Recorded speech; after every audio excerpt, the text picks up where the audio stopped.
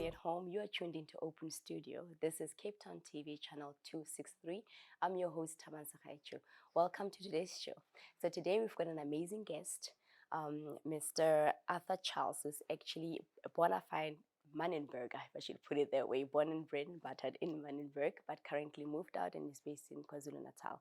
He's been doing exceptionally amazing things for the community of Manenberg, and today we're just going to hear a little bit about his story, what has he been up to, and this particular project, when did it start. So, Mr. Charlez, welcome. Thank you very much for having me, Thabang. It's good to be here. Wonderful. We're glad to have you as well. So, won't you tell our viewers a little bit about who is Charlez? Who is Okay, Mr. Arthur Charlez, thank you rather? very much. I was born and raised in Manenberg a long time ago. I'm not as young as I look. Yeah, so I was born in Manenberg at the age of about 11. I joined a gang. I was in a gang. And then at the age of 15, one of my very close friends got killed because of mandrax and all of these things that young gangsters do. And then I managed to get out. And getting out is not an easy thing. So we managed to get out and we've been living life, etc. But completed school. After school, I went to go work in a factory, metalworks factory for 3 years. And then I enrolled myself at the University of the Western Cape to study BCom.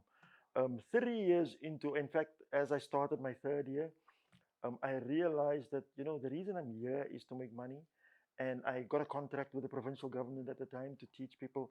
Oh, just to backtrack a little bit, while I'm at university, they're busy building the PC studio. So I'm in there every day testing out workstations, and in the process, I'm busy teaching myself computer literacy. So I'm familiarizing myself with Windows 95. And that time it was just Yahoo, there was no Google, and websites were just gray backgrounds with text at the time. So now I'm computer literate and I'm studying towards a business degree. And in 1997, early in the year, I got an offer from the provincial government.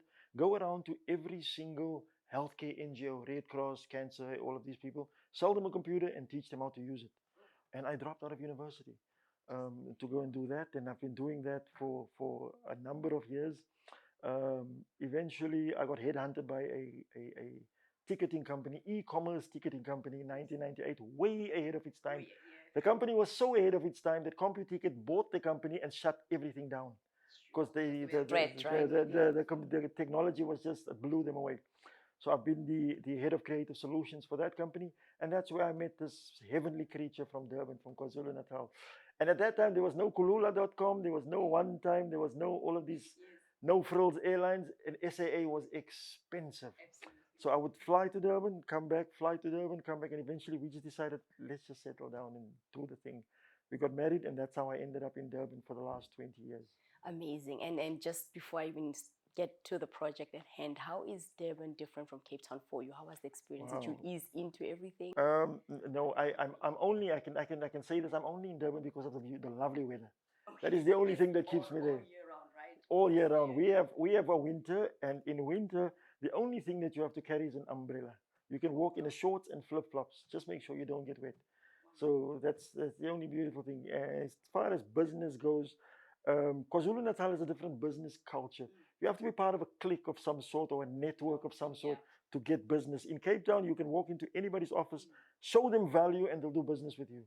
But like I said, I've been there for the lovely weather. But you're still proudly South African nonetheless. Absolutely, That's the beauty about absolutely. it, right? So tell Yes. me a little bit then, Arthur, how did then your project start about? Cleaner The Cleaner Streets. Street, yes. Cleaner Streets is came about one day on the 13th of January. It was a Wednesday, I think. So what I have is I've got this Facebook group. It's called From Manenberg and Proud of It. I started this group in 2017, and it was really a group for expats, people like myself who have left, and we just want to stay connected with the people that we went to school with and people we know from back home. But from about 2019, the group started taking on a life of its own, and a lot of people just started joining. So we had about 8,000 people by January this year, 8,500 people. So what I would do is I would look at if anybody posts an interesting comment, I would go and check the person out. Who is this person? So somebody posted a comment. I went to look at their profile, and I saw a picture of a pathway that I walked personally for 20 years of my life. I walked that pathway, and it was absolutely littered with filth, just waste everywhere. And I could not believe it. At first, I was disgusted, but then I was also disappointed. Um, in myself a little bit as well. The fact that, people like me, we've left, and that's what the place has become. You know, it's almost like I haven't looked after the place that I come from. And then on the group, I just put a post that says, you know what? If we could get 100 people giving or pledging 100 rand per month, every month, we could clean Manenberg up in no time. With a budget of just 10,000 rands a month, we could clean Manenberg up in no time. Obviously, having been in the entrepreneurial space, I obviously know that if you can bootstrap some things, you can get a lot done with a little bit of money. So what we're doing is, and then when I put that post, I expected that we are now going to debate this thing as is the nature of the group, with varying opinions and perspectives. But then people didn't, nobody opposed me. People just started asking for banking details, let's contribute, let's do this, because the picture was really disgusting. I think everybody wanted to see that clean. And people just started giving us money, and but we didn't get 100 people. We got about 43 people to pledge, so we were able to buy tools, etc. And now what we're doing is we're employing local people in the area. We pay them 100 rands a day.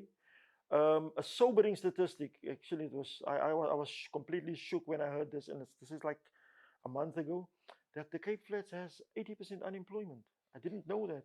I feel sheltered in my little microcosm in KwaZulu-Natal. I did not know this. There's 80% unemployment. So what we do now is we take locals.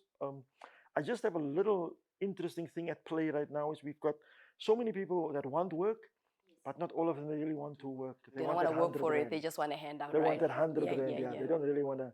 So now I'm busy screening people. I'm scrutinizing people to see who are the other people that want to see this community clean.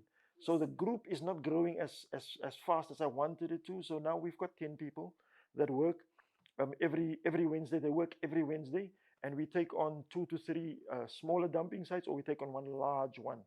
So, which is also the reason I'm in Cape Town now, so that I don't want to be like an absentee landlord. You want to be present, yes, hands on but deck. I also want to work. Our very first day of the launch, our work was interrupted by some gang-related shooting. We had to leave the place for like 3 hours, come back again, and complete some of the work. But we got it done, and that's also the reason we're not really looking for stakeholder partners, work with NGOs, because there's a lot of red tape and procedures and approvals and all of those things, permissions. So we just want to get it done, which is why I asked for pledges, people to pledge. And when the money's there, we get the people to work and we get it done. So Manenberg is now getting cleaned one little bit at a time. One little bit at a time. And that's the thing, right? They've taken the first step 100%. We're just going to quickly go to a break. And then when we come back, we'll pick up where we left off. Thanks for watching.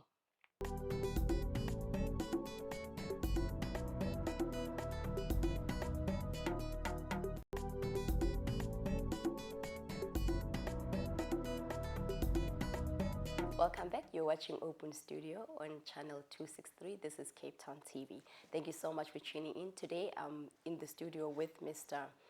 Charlez, Mr. Arthur Charlez, who has actually an interesting organization called Manenberg, and proud of it. There's a Facebook page that he's actually running for the community, but he has an initiative that he started called Cleaner Streets Initiative, based in Manenberg. So they go out and they actually clean Manenberg streets and dumping sites, etc., etc. When we went to the break, Mr.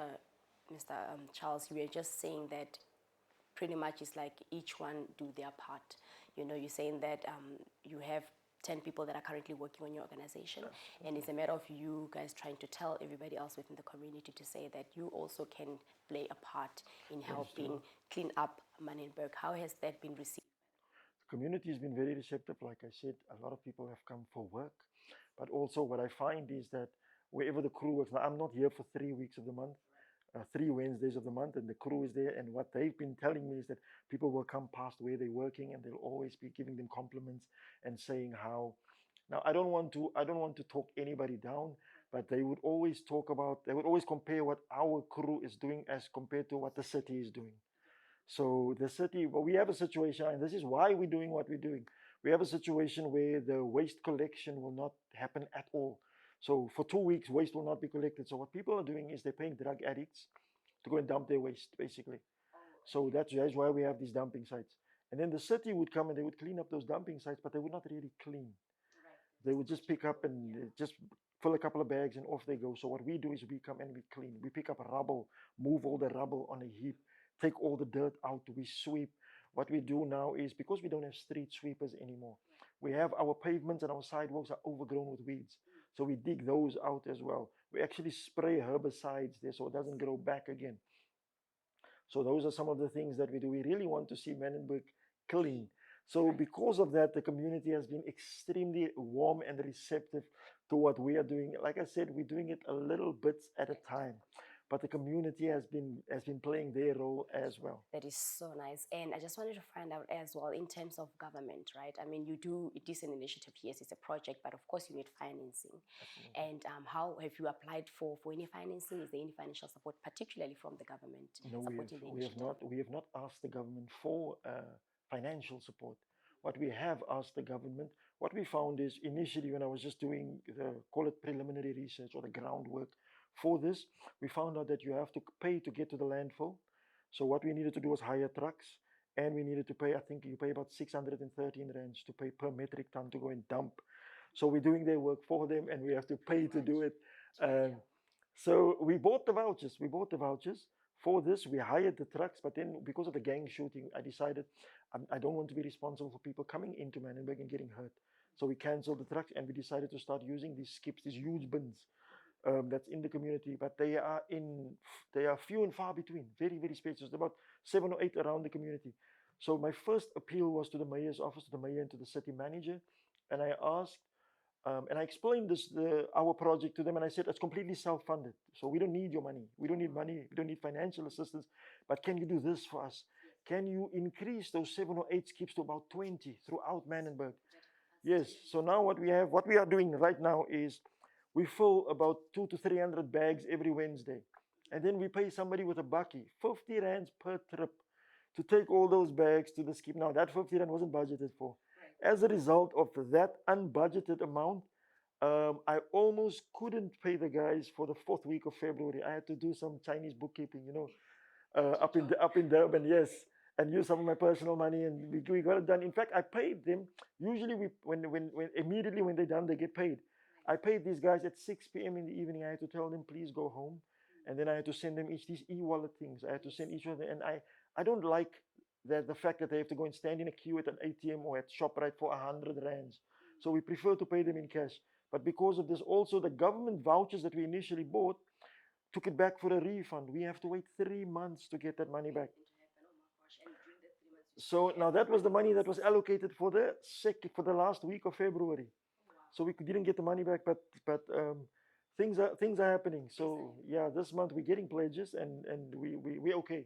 Great. We're That's okay wonderful. financially. Yeah, that's all we want to hear, is that you are still afloat, and which brings me to my next question, if I may ask, just before I get to that, with regards to the gathering of the wastage and stuff, do you guys go through a sorting process? Because obviously with recycling and going green, etc., do you have that part also incorporated? Let me just say that there are people in our communities, people call them scarrelars. They scarrel. What they do is they go and sift through household waste for cardboard and plastic. So the stuff that gets to the dump site has already been sorted by these guys. okay. In fact, they go through the dumping sites as well. As well, okay. So by the time that happens, everything that's there is stuff that has to be discarded. Discarded, yeah. So that is what is no happening. use. However, we have plans in future to introduce different color-coded waste bins for that. So these guys don't have to go through people's waste. They can just go straight to the cardboard bin, take out all the cardboard, to the plastic bin or to the metal bin, and take all of that out. Right. But what I'm looking for right now is a solution for carbon fiber bins, because yes. in our communities, people vandalize stuff. They will And burn they these grab plastic them bins and to they the just ground. take it out of your yard, yeah. Yeah, they burn it to the ground. Yeah, 100%. So that's what. In fact, we had a park that Patricia Delille, when she was the mayor in 2017, she built a park in our community with plastic jungle gyms and that. Wow. Burnt to the ground. Oh my Burnt gosh. to the Isn't ground. that the sad bit, although, with townships and our It's- areas, and it's really sad. something gets that. I mean, I come from a small town, and they'll put a tree, tomorrow is gone, like literally, In fact, that's So, one of our plans. the But what- trees. trees, yes. Yeah, that's We want to make productive use of the sites that we clean, but for the trees, we're doing something else. The project is called A Tree in a Yard. It's called like Green Streets, but It's a different project. We're going to plant only avocado trees Oh, that's in amazing. every single yard. The That's idea is amazing. that in 10 years from now, Manenberg needs to be the only township that Producing. feeds the fresh produce market with avocados during avocado season. Absolutely. So a tree in a yard is basically going to ensure that an apple tree is in every single person's yard, where there's space. Where there is Because now space. we have a window house in the backyard, a window house in the front yard. So where there's space, we'll be planting apple trees. I love that. I see that you have quite a bit of plans. So is there anything else that we can be looking forward to 5 years, 10 years from There now? are lots. In fact, we've got a strategic partner on board that will be helping us. Two strategic partners. One that will be helping us with they call it urban farming now. The whole planting, making productive use of the sites that we clean. We've got another strategic partner on board that will come and beautify the surrounds where we clean. Painting flowers and positive slogans and things like that. So we're working with, but both of these are not really NGOs as we know an NGO. These are also people like us who want to see things get done and get done now, when it's needed, and not when an approval and a permission is sought, etc. But yeah, there are a lot of plans in In the pipeline. in the pipeline. Awesome. Absolutely. So viewers at home, you can get involved. It's not only closed up for organizations or the government. You and me can do something about it. We're going to go quickly to a quick break, and when we come back, we'll pick up where we left off. Do not move.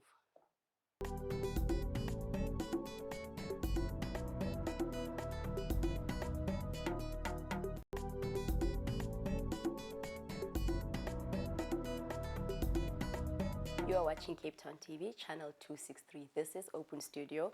I'm Segaecho. Welcome back to the segment.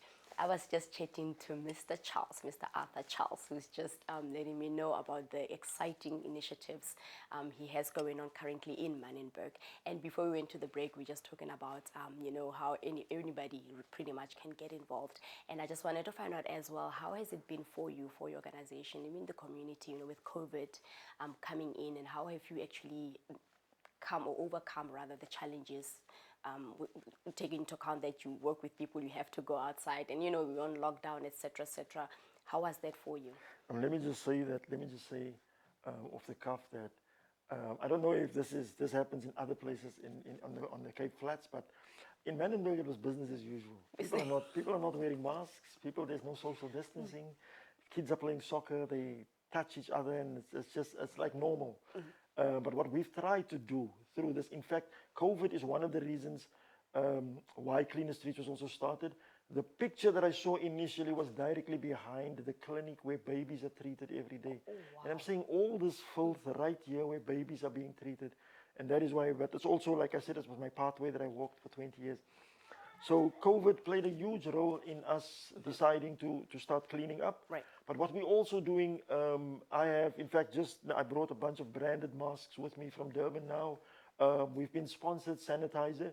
So we sanitize these are brooms, and because if I use a rake today and somebody else uses it tomorrow, he doesn't know whether you're taking the same rake that he used yesterday. Exactly. So every time after every shift, we basically spray all the tools down. We've got these hand gloves, rubber gloves that we use. You're picking up dirt. So those gloves get sprayed on the inside as well. In fact, we have got a lady, the one that does all my, call it management, so to speak. There's a flat thing. There's no, one is the boss and one is the worker. Yeah, we all but she takes a couple of pairs of gloves home to go and wash it, etc. Especially when they work with really, really. One of the shopkeepers in Manenberg goes and throws all his rotten eggs on the dumping site there. Imagine. So they've had to pick that up with their hands with the gloves. So the gloves were stinking by the time they were done. So the gloves get taken home, washed, and then sprayed down with sanitizer. But I also have a box of masks on site all the time, because sometimes we get volunteers. That's right. Who wants to just jump in and grab a rake, grab a broom, and start working, or a spade. So we have sanitizer and masks for them. Those blue masks, the disposable ones. Yes, the blue medical ones. That's so wonderful. I love the fact that it's an open door policy. Everybody comes in, you do your bit from everybody's anywhere. welcome. Everybody's welcome. Yeah, no, that's beautiful. And with regards to support, how can somebody watching right now get involved? How can they partake? You've mentioned volunteers as well. Yeah. Currently, right now, what would you? Yeah, man, we have a bit of a policy that. Because of the 80% unemployment in places like Manenberg, and that's probably throughout the Cape Flats. Right. Because of that unemployment, I don't really want people to work for free on this thing. Yeah. So we'll grow the group. We'll bring in, even if it means we bring in one person a month. Yeah. But we want whoever works for Cleaner Streets to be paid. Now, there are people that come in and they just jump in and they get busy. Now, because of that, the fact that I know that that person, 100 Rand to maybe us here in the room is a KFC lunch, you know, or a Nando's lunch. Right. But to that person, it's 2 loaves of bread, That's it's, right. it's a 500 grams of sugar, it's some rice, etc. So it's a meal for like 3 days. You know, so the idea is to try and put that meal on their table at all times. So whoever wants to help can basically, man, just play. If you can pledge 100 Rand. But I'm also, and I say this to everybody that pledges, I do not want you to pledge to clean the streets, but your child's school fees are not paid. Yes, You know, there are a lot of people, 100%. sometimes they want to show that I can. You know, I don't want you to do that. You pledge, but then your landlord is chasing you, you Right. know. So if you can Let's be comfortably done pledge, responsibly. I would rather you miss one Nando's lunch and Yeah. pledge towards cleaners. So you can put that 100 Rands a month. What we're also doing is we're working on, it's in the planning phase, we're working on business ventures that will eventually fund this thing. We've got one in the financial services sector. I'm busy writing a book right now. Oh, wow, The wow, book is that's titled amazing. Away. Away. Away. You gotta say And it then- right? And then Away. away. And then the byline is how a that. young man navigated the streets of a Cape Flats township and lived to tell the tales. That's So it's kind of an amazing. episodic memoir, but it speaks of my life. There's a lot of lessons in there, stuff that resonates with people, that people can relate to. People sometimes could see themselves in. I've been doing this since 2015 on Facebook. Right. Just writing stories about my life. And everybody said, you must write a book, man. This is Yeah. awesome stuff. So I'm writing the book. The book launches on Freedom Day, 27th of April. Oh, that's book launches amazing. on Freedom Day. We in a week from now, we're doing the pre-launch sale, where people get the book at a discount, and then they can buy. But 50% of all the profits I make, after I've paid the printers and the editors and all these, 50% of everything we make on the book sales will go to Cleaner Streets, basically. So That's what you can also do is buy the book when it's out. It's going to be out. It's going to be available only online. We're not dealing with book distributors and bookshops right now. Online, away. Watch the space. Oh, I'm looking forward to that. I'll be queuing up for that. I That's can almost say amazing. it's going to be a good read. No, it's going to be a good read read my own because writing, so. it's authentic, it's raw, you know. Absolutely, So that's absolutely. what people look for. People are looking for authenticity nowadays. So that's wonderful. I'm looking forward to it. You're going to give me a copyright autobiography. Absolutely. A Great. signed one, I'll be right here. A signed one. Yeah, absolutely. That's great. So you said that, of course, you any support from anybody who's able to donate, whatever they're able to donate, wide that's great. open. But I like the angle that you're actually looking to encourage employment, because that is actually the problem right there. You know, it affects We're looking at killing a couple of birds with one stone. as much basically. as you can. A yeah. couple of birds. The reason why we're using locals from the community as well, because if I live here and I cleaned there, I'm going to make sure that nobody dumps there tomorrow. That's right. It's You the know, sense so of it's- ownership it's that you also- ownership, yeah, accountability, 100%. responsibility. I love that, I end when I post on the group. I always end off every post. I say in Afrikaans, I say, also Manenberg, also responsibility. So our Manenberg, our responsibility. Wonderful. You know, because everybody's always waiting for the city of Cape Town, Yeah, for the you gotta wait government, until for forever. when somebody gets killed on the road. Where's Becky Kele? Exactly. You know, when this Actually- happens, where's this person? Where's the mayor? Where's Dan Plato? Stop looking at Dan. I've love actually that. read on the City of Cape Town's website about their rebranding. One of their brand ethos is shared responsibility, and I'm 100%. very happy about that. It becomes light, right? The load We becomes become light. when yes, we all share, exactly. yeah. Let's start doing this together. Don't wait on that person. Yeah. And people, I do this with fund. Everybody says, why don't you go to that person for funding to that? I said, people will rather fund something that's already underway, rather 100%. than I'm coming to them with just an idea. Exactly. So just like that, let's do our part. The other party will come eventually and do their part. Exactly right. So how do we get a hold of you for some of us who want to get involved and see how we can You can find support me you? on www.arthurcharles.co.za. That's Charles that ends with a Z. arthurcharles.co.za. There's a little blurb on the website, and where it says click here to email me, just click there. It doesn't look like a link, but just click where it says click here, and you can get hold of me. Easy, easy peasy. I'm also on WhatsApp. In fact, everybody gets my WhatsApp number for employment. Everybody gets my WhatsApp number to pledge. So that would be 083 539 0655. Thank you so Wonderful. much. Excellent stuff. Thank you so much, Mr. Arthur Charles. I've learned quite a bit. I'm actually quite excited at the work that you are doing. You know, it's absolutely splendid. It's amazing. You know, and like you said, our viewers at home, one person at a time, just pick up a litter, do something, get involved. That is so beautiful. Thank you so much again for coming through onto the show My today. pleasure. You're most welcome. Be sure to stay tuned again tomorrow, same time, same place. Stay blessed, and thank you for watching.